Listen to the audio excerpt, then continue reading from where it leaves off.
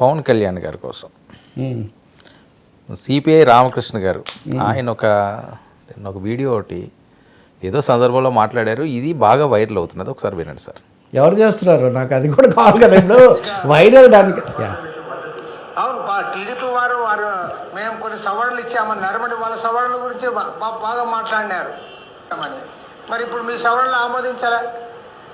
మీరు ఇచ్చిన సవరణలు కూడా ఆమోదించాలా కదా? మరి ఎందుకు మద్దతు ఇస్తూ ఉన్నారు? వారు జవాబు చెప్పాలి మరి.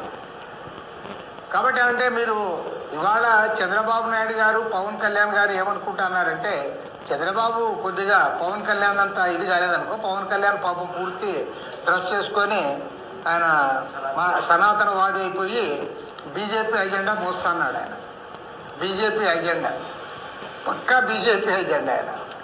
పాపం నిజంగా నాకైతే బాధ అవుతుంది. ఆమె వ్యక్తిగతము మనం మాట్లాడకూడదు. ఆమె క్రిస్టియన్, ఆమె భార్య, ఆమెతో కూడా పాప గుడ్డు కొట్టించాడు వెంకటేశ్వర స్వామి దగ్గర తీసుకుపోయి. అంత అవసరమా? కాబట్టి ఆయన పూర్తి సనాతనవాది అయిపోయి ఆ డ్రెస్ వేసుకొని ఆ బొట్టు పెట్టుకొని ఆ ఉప ముఖ్యమంత్రి అయినప్పటి నుంచి పాపం ఆయన మారిపోయినాడు.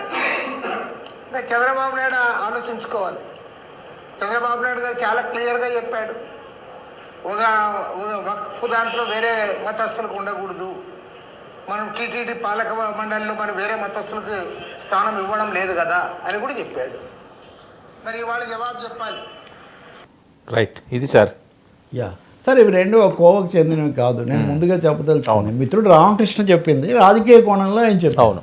సరే, ఆ మధ్యలో ప్రస్తావనగా భార్యతో కూడా చేయించి అని అన్నారు, కానీ ఆయన ఏమి ఆమెను గురించి తక్కువగా ఏం మాట్లాడేది. ఈ spoke more from political angle. అవును, ఖచ్చితంగా పవన్ మీద సనాతన రాజకీయాలు మాట్లాడడం వేరు, కుటుంబం వేరు అని నేను మీకు చాలాసార్లు చెప్తున్నాను. రామకృష్ణ లేవనెత్తుతున్నది వక్ఫ్ సమస్య. రెండవది, చంద్రబాబు కంటే కూడా పవన్ కళ్యాణ్ గారు అంటే ఎన్టీఆర్ కూడా వేసుకున్నారు కదా కాషాయ వస్త్రాలు. చాలామంది పొరపడుతూ ఉంటారు, యోగి ఆదిత్యనాథే మొదటి ఇదేనే. నిజానికి ఎన్టీఆర్ గారు మొదటి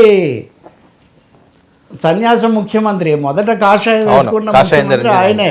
అదే కాకుండా శాసనసభలో రాజర్షి యొక్క వెనక గోచి ఎలా పెట్టుకుంటాడో మామూలు రాజయోగికి మామూలు యోగికి తేడా ఏంటో కూడా ఆయన చూపించాడు. కాబట్టి Pavan Kalyan more or less actor politician కాబట్టి ఆ తెలుగుదేశంతో పొత్తు కూడా పెట్టుకున్నాడు. కాబట్టి బహుశా ఆయన నమ్మకాన్ని బట్టి కాషాయం పెట్టుండొచ్చు.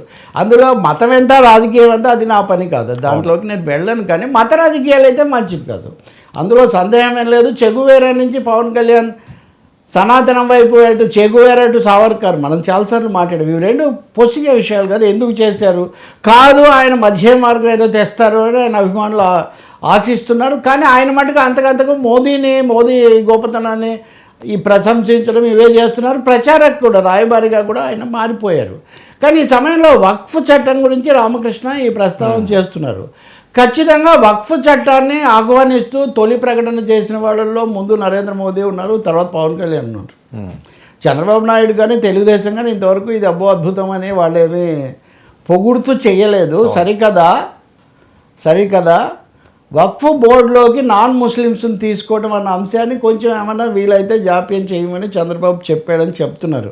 దానికి లోకేష్ బాబు ఒప్పుకుంటారో లేదో నాకు తెలియదు. చంద్రబాబు వేరు ఇది కాబట్టి, అంటే ఇప్పటి పరిస్థితుల్లో వ్యూహాలు అడుగులు ఎలా ఉండాలన్న కోణం లోకేష్కు ఏముందో తెలియదు. ఇంతవరకు వాళ్ళని తీసుకోవాలి. అయితే రామకృష్ణ అడుగుతుంది ఏంటంటే, వక్ఫ్ చట్టానికి మేము సవరణలు చెప్పాము, మేము ఏకపక్షంగా బలపరచలేదని తెలుగుదేశం అన్నప్పుడు మరి ఆ సవరణలు ఆమోదం పొందాయా?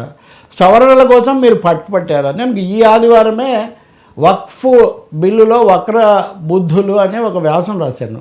10 తేడాలు ఉన్నాయి గత వక్ఫ్ చట్టానికి ఈ చట్టానికి. అన్నిటికంటే ముఖ్యంగా ఒకసారి వక్ఫ్ అయితే వక్ఫే అని సుప్రీంకోర్టు అయోధ్య రామజన్మభూమి తీర్పులో చెప్పింది. అయోధ్య రామజన్మభూమి తీర్పులో చెప్పినటువంటి సూత్రాన్ని ఒకసారి వక్ఫ్ అయితే అది వక్ఫా కాదా అన్నది ఇప్పుడు కలెక్టర్ నిర్ణయిస్తాడని కొత్త చట్టం చెప్తూ ఉంది. ఒక మతానికి సంబంధించి, అందులో విశేషించి మైనారిటీ మతాలకు సంబంధించి, మైనారిటీ అంటే కాశ్మీర్కి వెళ్తే హిందూ మైనారిటీ, నేను అది చెప్తున్నా, మైనారిటీ అంటే ముస్లిమ్సే అనుకోకూడదు. అలాగే బంగ్లాదేశ్ ప్రధానమంత్రి వస్తే మోదీ గారు మీరు మైనారిటీల క్షేమం చూడండి అని మనం చెప్తున్నారు. మైనారిటీలు రకరకాలుగా ఉంటారు. కాబట్టి మైనారిటీల వ్యవహారాలు వాళ్లే చూసుకోవచ్చని రాజ్యాంగం చాలా స్పష్టమైన ఇది ఇస్తున్నప్పుడు వాటిలో నాన్ ముస్లిమ్స్ ప్రవేశించడం ఏమవుతుంది? అన్నిటికంటే ముఖ్యమైన విషయం, వక్ఫ్లో నోటి మాటతో ఇచ్చిన ఆస్తులు చాలా ఉంటాయి. వాటికి ఏమి దాన పత్రాలు అవన్నీ ఏమి ఉండవు. పత్రాలు లేనివి ప్రతిదీ వివాదాస్పదం అయ్యేటైతే ఇప్పుడు చాలా విషయాలు ఊళ్ళలోకి వెళ్తే ఈ రథం ఇలాగే లాగుతున్నారండి, లాగాలండి, ఈ దేవుడికి ఇలాగే మొక్కాలండి, ఇక్కడ కూర్చోవాలన్నాడు. ఇవన్నీ ఎక్కడ పత్రాలు ఎవరు చూపిస్తున్నారని ఏం చూపించట్లేదు. కాబట్టి తప్పకుండా వక్ఫ్ చట్టానికి ఈరోజు ఇప్పుడు ఈ సమయంలో మనం చర్చిస్తున్న దానికి ఇంకొక గంట తర్వాత సుప్రీంకోర్టు ఈ విషయం విచారణకు చేపడుతుంది. అంటే సార్ ఇప్పుడు అది ఏ భూమి ఎవరిదో ఎటువంటి పత్రాలు లేకుండా అది వక్ఫ్ అని ఎలా చెప్తారు?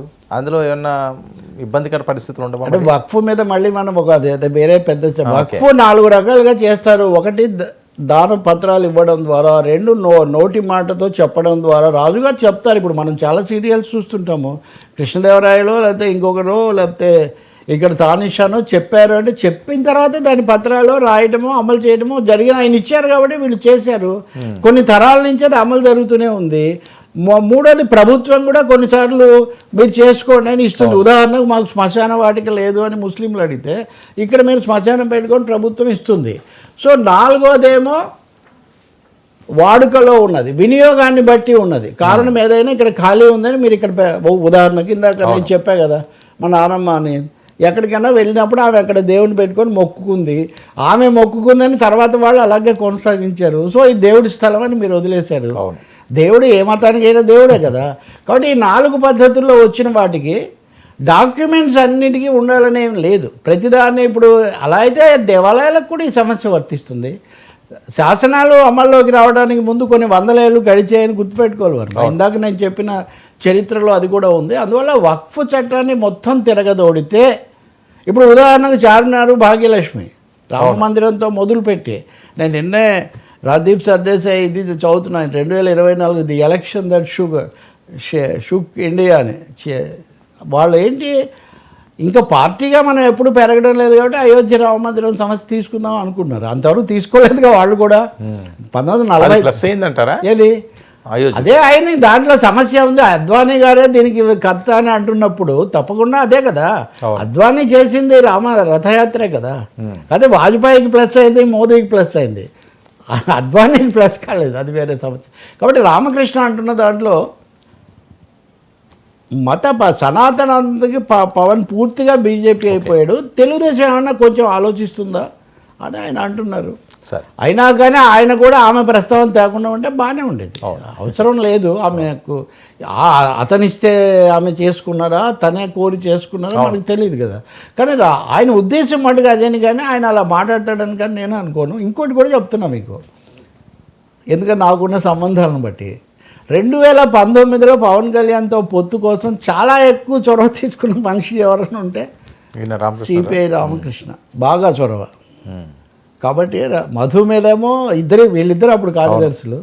మధునేమో పవన్ కళ్యాణ్ ఎక్కువ ప్రస్తావిస్తుండేవాడు, రామకృష్ణ కూడా చాలా చొరవ తీసుకున్నారు. కాబట్టి ఓకే, గుడ్ స్పిరిట్లో తీసుకోవాలి. కానీ సెన్సిటివిటీ ఆఫ్ ది టాపిక్ దృష్టిలో ఉండాల్సిన అవసరం మటుకు ఉంది. ఆయనకు కూడా ఉంది, మీకు నాకు కూడా ఉంది సార్.